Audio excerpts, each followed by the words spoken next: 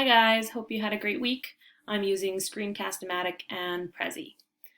So, when I think of my PLN, I see it as many separate pieces, people and experiences coming together to build my knowledge.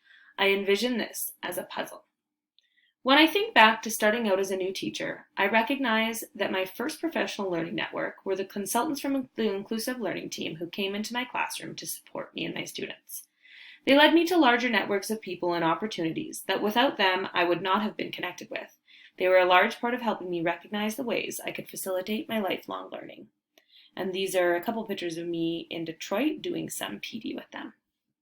This led me to join a community of practice in my division for teachers who teach students with special needs. I am still a part of this community of practice now, and I was so excited when I joined. It was finally a group of people who had the same challenges and goals that I did.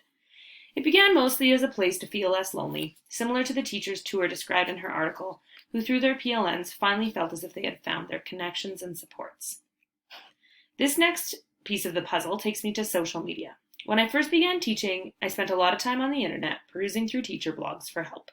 But as Kuros describes, I didn't have the skills necessary to choose wisely from the options, and I often just felt overwhelmed, wondering if I was even looking at good sources.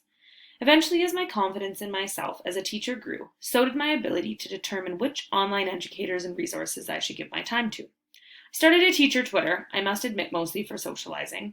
I again wanted to find people who had similar lives and problems as me to feel connected to. This was great, although it's not a very professional collection of followers and is mostly watered down with personal tweets. Around the same time, I opened a teacher Instagram account. I was more choosy when determining who I would follow in this account and still use it as a very useful PLN. However, I do find Instagram often results in what tour citing Bleasby describes as homophily, which leads to members not always providing truthful feedback. It's a highlight reel, and unfortunately everyone wants to look good, especially if they're trying to monetize their platform, so it's not always constructive. After recognizing that my PLN needed to be more meaningful, I've taken some new steps. After reading Trust's article describing websites encouraging these communities, I've signed up for both Classroom 2.0 and the Educator's PLN. However, my admission is awaiting approval. From there, I recognize that Twitter is a place I feel very comfortable.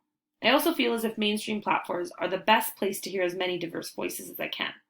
Kuros states it as the most responsive method he uses to engage others, and Carpenter and Morrison in an article where they discuss enhancing teacher education with Twitter, explain they have found educators who use Twitter tend to be the passionate, engaged, and growth-oriented individuals with whom we want our candidates interacting. So I have opened a new teacher Twitter account. I began by following the people outlined on our group project website, and then did some researching of my own. However, I want to be picky at first and build up so that I can create a feed I am interested in and that's not watered down. In my search for Twitter handles, I also came across a video of Alec Kuros discussing Twiteracy and the use of hashtags. This led to the realization that I don't know many useful educational hashtags, so I found this great list to get me started. My next step was recognizing that I am not using blogs in an organized way. I admit I did not even have an RSS tool, so I signed up for Feedly, which I can't believe is something that I've been living without. I've created 3 lists so far of blogs organized that I can follow, but again, I want this to be maintainable and keep it a feed that are things that I'm truly interested in. When I think about PLNs in a broader way, I think that if school boards recognize the importance of this DIY PD, then they need to view the work in the ways teachers do, which is as meaningful and relevant and with high status. PLNs need to be seen as valuable, PD that teachers are taking part in, and perhaps we need to get credit for being in these communities. While I don't think credit is the point of learning, I think it would lead teachers who are less technology inclined to give it a shot, and ideally when they see the rewards, they'd keep up with their PLNs regardless. Carpenter and Morrison also describe a useful practice where in teacher preparation programs, students are encouraged to start these networks and explore them in correlation with their coursework. This creates what Kuros students described, where the learning doesn't end after the formal education ends, and also helps students recognize that there are communities out there that have the same interests as them, and creates a large network of mentors, which is important for all teachers, especially new ones.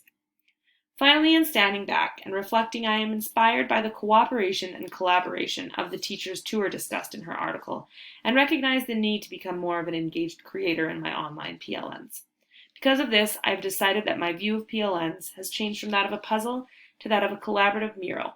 Because while I'm still taking pieces from everywhere, I am also an active participant and want to interact more with the pieces around me in my PLN. Thanks, guys.